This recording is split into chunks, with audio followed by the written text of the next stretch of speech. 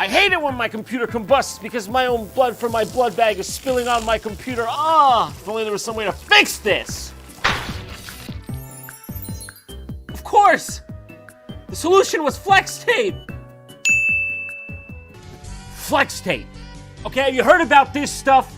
I mean, this is basically, have you heard of Jesus? Well, even he couldn't do as much as flex tape, apparently. I had never heard of flex tape until I was in the pub. And out of the corner of my eye, I happened to catch this infomercial about flex tape. So I'm gonna let Phil do the talking for you, because I want you to be as sold on flex tape as I am. Disclaimer, I am not actually sponsored in any way by flex tape, although I wish I was. Call me. All right, I'm just gonna let you enjoy this for yourself. Here we go. This is Flex Tape.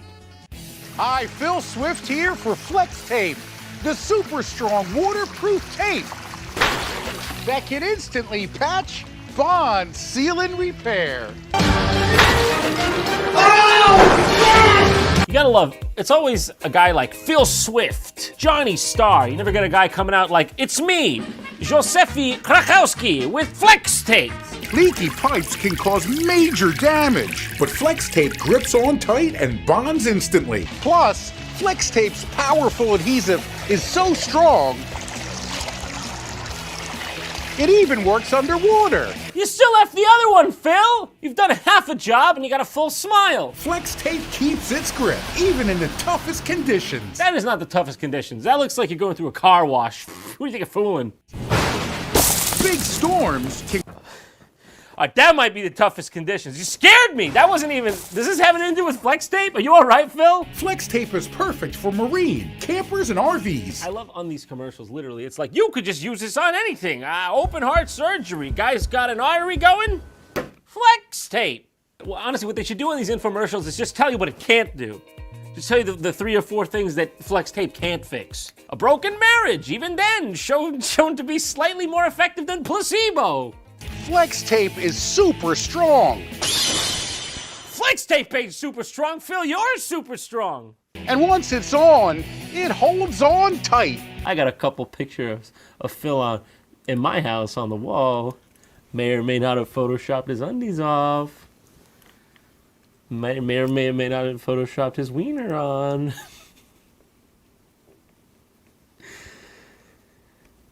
I've done it though, really. It's serious. It's a problem. To show you the power of Flex Tape,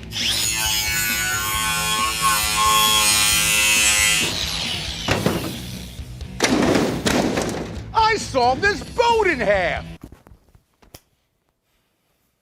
Phil, what does that have to do with tape? You know, okay, I want to tell me. How the fuck, what has that got to do with Flex Tape? I sawed this boat in half and repaired it with only Flex Tape. You repaired it with only Flex Tape. I'm sure you did. Yeah, doggy! And you're on the boat! He's on the fucking boat! I'm sorry, does that say 12-inch wide Flex Tape used on both inside and outside of the boat? Oh, see, you gotta make sure to use it both on the inside and the outside. There is no fucking way that the only thing they use to put that boat back together is tape. I'll eat my fucking Flex Tape. Imagine everything you can do with the power of Flex Tape. All right, I got Flex Tape, for real. Let's see if this works. All right, I no longer want water. Oh, shit! Okay, moment of truth. Oh, jeez. Come here. Come here, I gotta plug up those eyes. That nose is still breathing. There we go. All patched up. The next one we have is Flex Seal Liquid. Let's have a look at this. Oh, great Phil, our Prometheus. What fire of knowledge do you bring to us mortals today? Phil Swift here for Flex Seal, the easy way to stop leaks fast. That's a colander, Phil. It's supposed to have holes and leaks. What you've done is essentially you've made a bowl. The easy way to stop leaks fast. Phil, you make me angry, Phil. Could have just grabbed one of these, Phil. Don't need Flex Seal. Look at its curvature. The easy way to have a bowl without creating one out of a colander. And now, there's Flex Seal Liquid, this super thick rubber that you could pour right into cracks. You could pour it right into cracks. You could do that. But why? Why would you do that? Why would you do any of that? Even dip all your tools for a tough, no-slip grip. Even dip all your tools?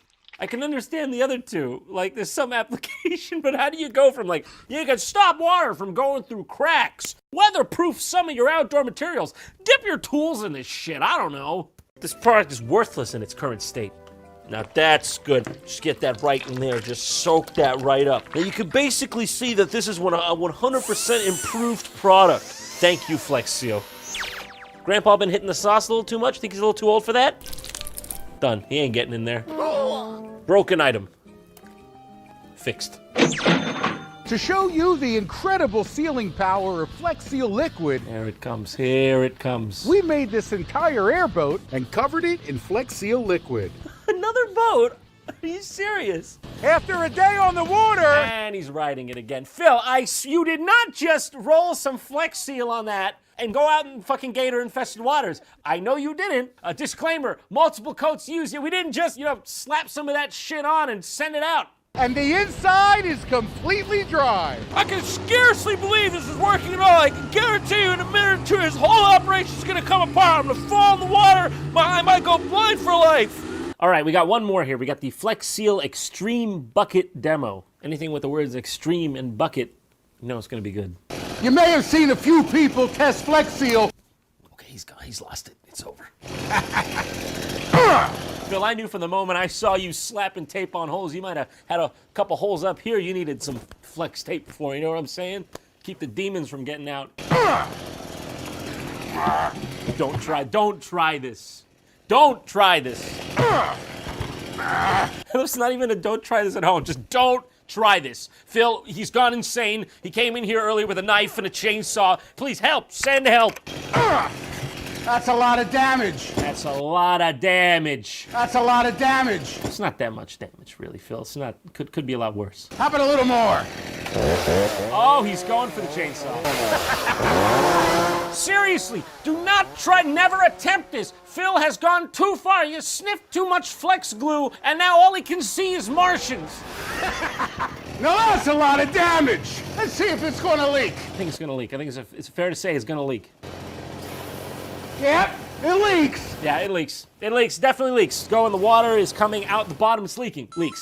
All right, let's seal it with Flex Seal. All you need to do is just spray a nice, even coating. All you gotta do, just spray that round, squirt it round, get it nice and even. Before you know it, you have your bucket back that you destroyed. You'll get that back. If you test it and there's still a little leak, you may need to add a few more coats. After all that flex spray, man, you're gonna have no bucket left.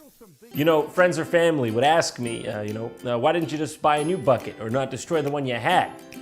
I'd just turn to them and I'd say, speaks for itself, doesn't it? No replacement for that, I tell you what. Look at that, look at how it holds that water. It's just as good as new. I scarcely notice a difference. Once it's dry, hit it again. Just give it time, have patience. Have patience. It's not a miracle product. Slap on that flex tape. It's not a fucking miracle.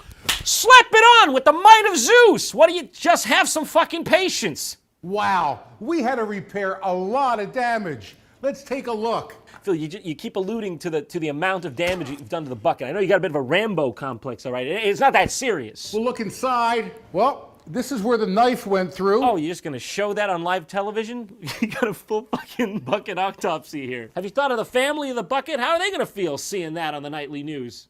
Yeah, I bet you wish you were a little nicer to me now, huh? You used to call me Eduardo Squidwardo behind my back. You think I didn't notice, huh? I'm gonna give you lots of damage. I feel like I could actually accidentally kill myself this way by stabbing directly into my heart. So I'm gonna stop, for real. Wow, there's absolutely no leaks.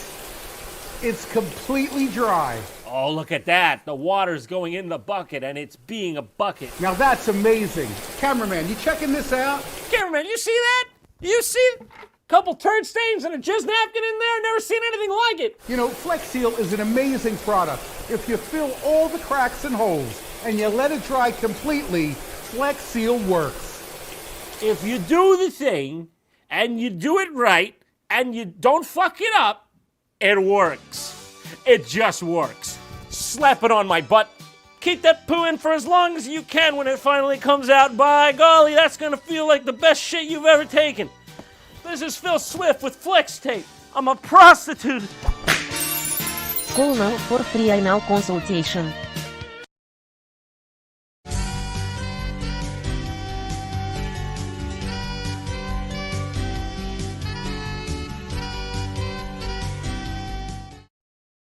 Just let me die! Just let me die! Let me die in peace! I'm perfect! I'm too perfect! This is what happens when you try to play God! Ah!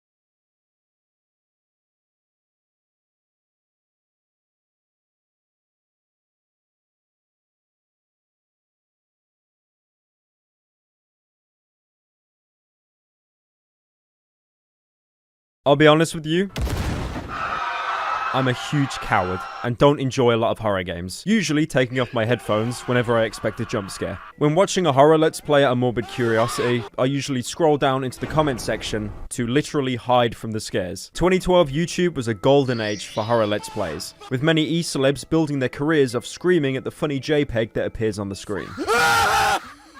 Half-Life mods were incredibly popular back then, with tons of total conversions being released, with one of the most popular ones being Cry of Fear. You can hit it from here. You hit him. I'm in a city in Sweden. Now, why am I, someone who doesn't particularly enjoy horror, talking about a game that scares me when I get a text on my phone? Literally got jump scared by my phone. I just think it's a shame that Cry of Fear got bunched in with all the other spooky horror games of the early 2010s. It definitely stands out, and even though flawed, still holds up. There's a content warning every time you boot the game up, and even though it's a bit hyperbolic, I think it's mostly honest. The game was developed by Team Psych Scholar. These guys are very small scale, to the point of the voice actors having to double up as playtesters. The group was mostly led by Andreas Romberg, nicknamed Rumpel. I'm also called Rumpel. I'm from Sweden, so... Also co-developed by James Marchant, nicknamed Minute. Now, before teaming up, Rumpel made an entire Half-Life mod on his own, Afraid of Monsters. I'm making meats now. Something he started developing when he was 12. What were you doing when you were 12? I was playing Viva Pinata. In that game, you play as David Leatherhoff, self-admitting into hospital to treat your addiction to painkillers. Move over, Max Payne. I miss the booze. Reskin Gordon Freeman is here. You go into the bathroom, take a long look at yourself in the mirror with ray tracing off, and have one last hit. Time to stop pissing around and get this big guy back into action. And, like any Fallout game, you develop an addiction instantly and drop to the floor unconscious. Waking up, the hospital is abandoned, with only spooky JPEGs left to greet you. The build-up that something isn't right is done great here, with events usually happening before or after you leave an area, with subtle changes you might not even notice. One thing I love is you don't fight a single enemy until you switch the power off to get out the hospital. You make the active choice knowing that once you hit that switch, everything is going to go to shit. The main enemies in that game are called Twitchers.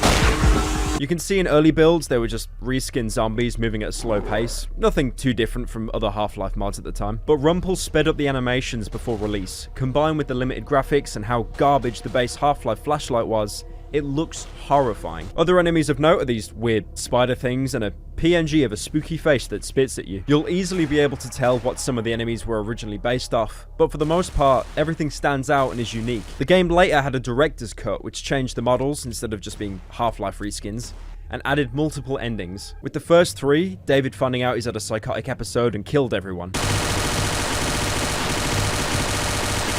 with him dealing with it slightly differently in each ending, and a fourth where he confronts his addiction to the painkillers, manifested as himself. Now, facing against a mirror version of yourself isn't exactly original, but I love the concept here. He slowly walks towards you, and any damage you deal to him is instead put on you, even pulling an axe out of his chest, the same axe you use as an endgame melee weapon. You kill him by poking him with a spear. I'm not sure why the spear works, but whatever. You wake up in the hospital bed from your near-death overdose, but you didn't kill anyone. So good ending. Furthermore, if you get all the endings, you unlock an infinite ammo assault rifle, which grinds any enemy down in seconds.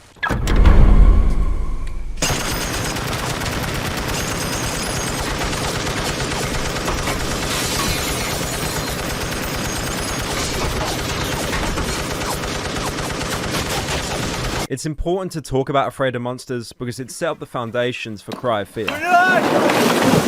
Both of them have similarities with environments, enemies, and story. The first thing you'll notice is just how much better Cry of Fear looks in every way. Whoa, he came from behind! Which is surprising because it runs on the exact same engine as Afraid of Monsters, Gold Source. The devs replaced the standard Half-Life renderer with one from Paranoia, another Half-Life mod. You'll notice they both look similar, not quite Half-Life 2, but nowhere near as basic as the first Half-Life. Paranoia is really good, by the way. They have this feature where you can like lower your helmet to stop enemies getting headshots. With the trade-off, you lose some vision. I love stuff like that. In Cry of Fear, you play as Simon, a Swedish man who wakes up in Stockholm alone and confused. Now, I've been studying Swedes for a while. I have 5 hours on Skyrim Special Edition, and I'm very sure that waking up alone in a dark, cold alley is typical Swedish tradition. This person doesn't know what the hell he's doing. I've always felt alone. My whole life. For as long as I can remember. We get an opening monologue of Simon saying he's felt alone his whole life, saying the isolation has been eating away at him, making him a more bitter and vindictive person. There's some melancholic shots of Stockholm in the game, and oh dear lord, look at that train clipping. Simon walking home at night sees a man on the floor, asking him for help. He tends to him as a car opposite starts up and crashes into him. Simon then dreams he's in his home. Nice Half-Life 2 poster, by the way. And armed with his camera, he has to take pictures of markings on the wall to progress. Although, some of them don't actually open anything. Looking into the development commentary, it's actually really interesting how this camera works. Like the rest of your weapons, your camera is shooting out invisible bullets, so to speak. If it finds the invisible object we place over the crosses, it triggers the event it's tied to, such as making the writing that's scrawled on the wall appear, or a hanging body or whatever. The scene ends with a spooky jump scare. Well, this game is no longer slow burn, bone chilling, and jump scare free. How can I recommend it now? Simon's woke up by a text on his phone from his mom saying that she wants him home. And already, you have an objective. No pop-up on screen or quest arrow needed. You wander around with everything seemingly normal, if not completely empty. A door covered in blood? Nothing out of the ordinary. Every single car interior is destroyed. Must have been a woman driver. This is the one thing I love about this game. The majority of the environments are normal places. City streets, a college, a forest. It's all normalized and something that doesn't